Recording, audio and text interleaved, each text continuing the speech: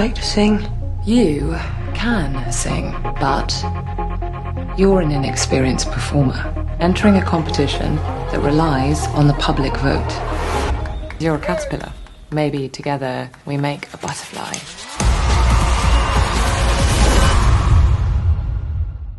Wayne, where's the buzz? Anytime. So the movie was great. I loved it and everything. How did it all come together? Like, did you go to him, approach him about it, or?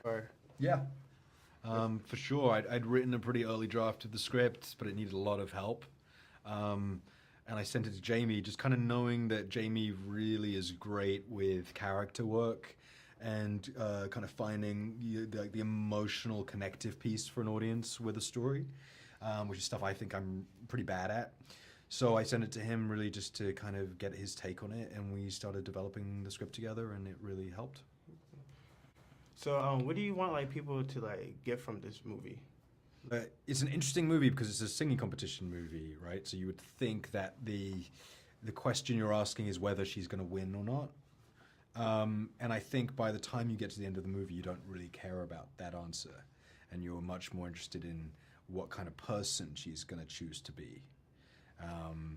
And that's kind of an interesting take, I think, on a genre like this. It's much more interested in, it's less like a story of a girl who learns to sing, and much more about a girl who can sing, trying to maintain herself and her integrity and her dignity and her moral compass, and what kind of person is she going to turn into. Look, Fanny's character Violet is with Vlad, and they're road dogs. Is there anybody in your life that been your road dog through your journeys throughout your careers? This is my road dog. Yeah, probably am, yeah. I mean, it's true. It's true. It's a movie about a friendship, and friendships are deeply important to me in my own life. It's you can't do anything without that, or nothing's really worthwhile without the people you care about. I don't think. If she won a singing competition at the end of the movie and there was no one there at the end, it would be pretty depressing.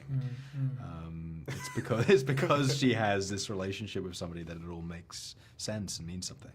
So in the movie, she got a second opportunity to get on the stage. Yeah. Is there any chance that you guys did an acting or audition and you got a second chance at it? Yeah, I've come out of some auditions and they've told me what the note should be for the character. We see him as this kind of a person, and I've apparently just kind of blatantly ignored that note or that direction, and then went in and did my own thing, and then they've come out and been no. And I've called my people, and I've been I didn't really pay any attention to what they were actually asking. Can I go back in and do it again? And I've went back in and do it again and still didn't get it.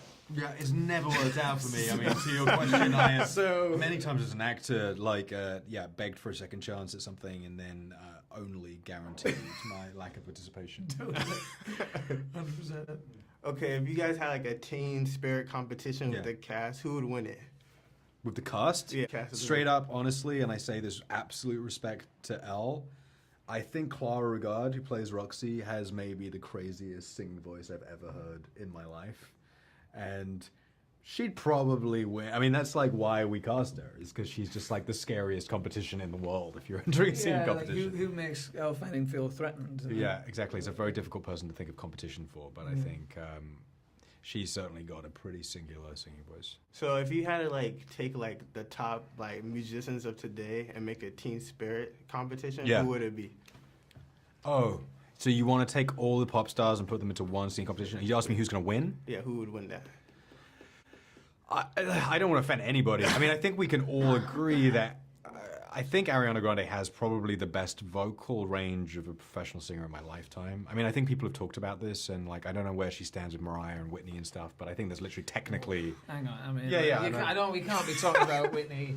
I'm just saying, from a technical standpoint, I'd be curious to know where she lives in the pantheon of just vocal range. I'm not talking about sure. loving the music or whatever it is. Remember, this is also this is coming down to stage.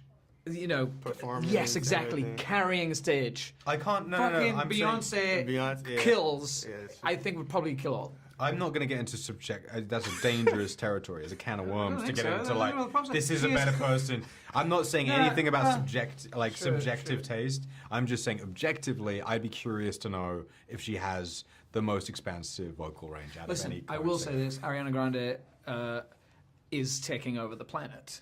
Quite literally. I mean, I get in my car however many times a day.